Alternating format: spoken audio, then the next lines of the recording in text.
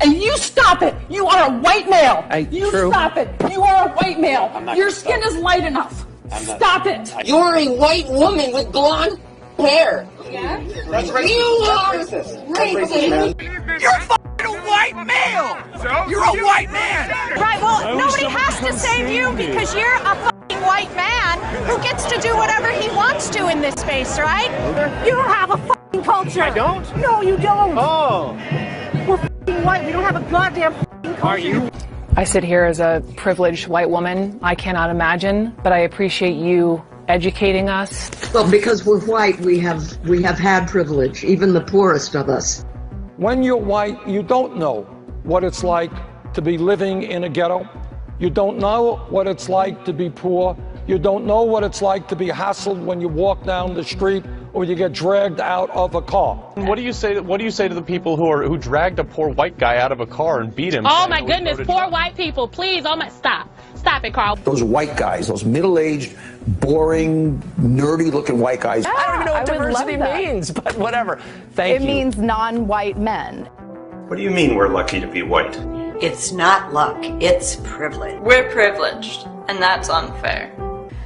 I would say our country should be more fearful of white men across our country because they are actually causing most of the deaths within this country. We should be profiling, monitoring, and creating policies to fight the radicalization of white men.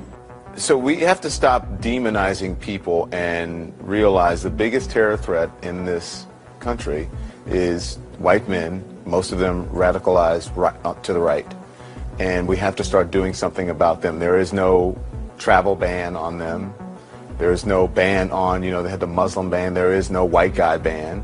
So what do we do about that? All right, hold up. Is it recording? Yep. All right. Why don't we murder more white people? Take one. I think we don't murder more white people because it's very dangerous to do so. I'm angry at white people most of the time. Most of the time. Like white power is Trump Tower. Like these things are put against each other, but when we say we want to kill whitey, we don't really mean we want to kill whitey, we do. But when we say we want to kill whitey, it's like it's a capitalist, not today. If white people want to see an improvement for people of color, they need to understand that racism is not learned, it's inherited, and either consciously or unconsciously passed down through privilege. The uncomfortable truth is that the white race is the most violent and oppressive force of nature on earth. I saw a thing that said a lot of men, white men, were committing suicide. And I almost thought, yeah, great. And then I thought about it a little more, and I thought, well, maybe you shouldn't say that in public. White Americans will soon be a minority, and that's great. Whites will not be the majority. I mean, it's an exciting transformation of the country. It's an exciting evolution and progress of our country in many different ways. Clearly, there's, among white supremacists, white nationalists, that is viewed as a horrific event. It's a kind of utopia, just the fact that the whole world will mix up with each other, that in, 70, 80 years, there will be no white people anymore, and only cappuccino-colored people. But that's the only way. This is the only solution. My way of thinking, mix up. It's our only hope, is our way out of this. Yes. It's going to take some time. That we're witnessing the end of white America as we know it. The question is, how long and how expensive will the funeral be? It means recognizing that there is one common enemy, the white man. We need to address the fact that, all of these groups of people, the issues they face, it all comes from the same people, white men. So we need to get rid of them. What I did wrong in 2016 is I overestimated white people. And white people have been probably woefully late to this conversation. But I'm not willing to let white voters off the hook. The sweeping vistas stir the soul. Wildlife and waterfalls awaken a sense of wonder. The American wilderness, a playground for old and for young, and overwhelmingly white.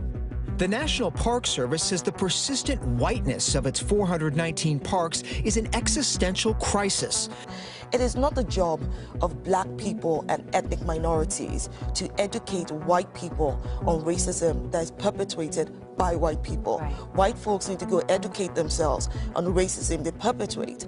White privilege whitewashes racist and inflammatory language as unconscious bias. It perpetuates the bigotry of intolerant white people as ignorant. It's very hard to talk about the issue of race. White people particularly don't know how to do it. Well, I call it white mansplaining. This idea that white people are objective on racism, which is outrageous. We are the least objective. The most dangerous kind of white privilege is to think that we can sit this justice struggle out. In London, the white British population has decreased by 600,000, while the minority population has increased by 1.2 million. So, yes, lads, we're winning. Do you believe that white folks actually care about racial injustice? It doesn't appear that we do. I mean, the status quo of our society is racism, and it's comfortable for white people. Doesn't it seem like some white men are really angry lately? Which is why you're getting pushback from the men in your life for just existing. But it's not you. It's white men. They're a little fragile right now. There are still generations of people, older people, who were born and bred and marinated in it, in that prejudice and racism, and they just have to die. Quel est l'objectif? Ça va faire parler. Et l'objectif, c'est relever le défi du métissage. Défi du métissage que nous adresse le XXIe siècle. Ce n'est pas un choix, c'est une obligation, c'est un impératif. On ne peut pas faire autrement. Si ce volontarisme républicain ne fonctionnait pas, il faudra alors que la République passe à des méthodes plus contraignantes encore. My concern is doing away with whiteness. Whiteness is a form of racial oppression, sure. The suggestion is that it is somehow possible to separate whiteness from oppression, and it is not. There can be no white race without the phenomenon of white supremacy. If you abolish slavery, you abolish slaveholders. In the same way, if you abolish racial oppression, you do away with whiteness. Treason to whiteness is loyalty to humanity. Your views are fairly well received in academia. Yes, they're legitimate, not to say that everyone agrees. It is incumbent upon people who hold the power in this society to help to do that, to do the heavy lifting. And guess who that is? Who is that, Chris? White people. A lot of the real craziness comes, if you like, from rural white Americans who feel that they're losing their country, they're losing ownership of the country. And they're right. I mean, we are becoming more diverse, more multicultural, and they are, in the end, they are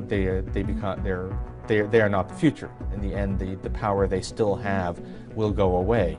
The reason why I helped write the standards and the reason why I am here today is that as a white male in society, I'm given a lot of privilege that I didn't earn. It's critical for white people, for people in general, to stop denying their racist ideas.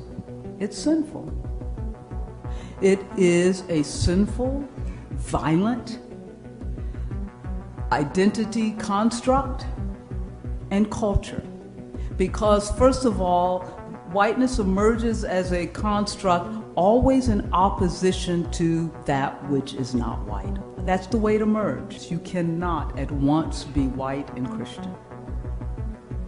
And that means you have to name the ways, you have to call out the demon. You have to name the ways in which you are white. So you have to name the demons. What am I trying to do in my classrooms? I'm trying to create dangerous spaces within my classrooms. Dangerous spaces. And what does this mean? What we need are critical dangerous spaces where vulnerability, so I'm thinking these are dangerous spaces, where vulnerability and anxiety can be nurtured in white students who find themselves faced with critical questions about race that mark their bodies as problem bodies.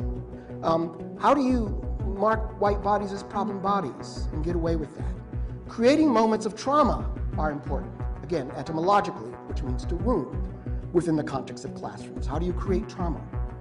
We need forms of trauma that unsettle various meta-narratives that ground and underwrite white privilege and white so-called superiority. This is necessary for white students in order to begin to disarticulate, again, various mythopoetic constructions of whiteness that have reinforced their naturalized place of dominance in the world.